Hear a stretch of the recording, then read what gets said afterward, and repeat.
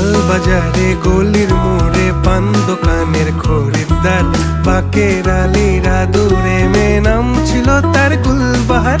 লাল বাজারে গলির মোড়ে পান দোকানের খরিদ্দার, বাকের আলীরা দূরে মেয়ে নাম ছিল তার গুলবাহার।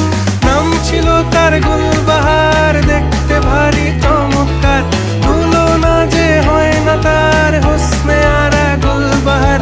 বাকের আলীরা দূরে মেয়ে নাম ছিল তার গুলবাহার।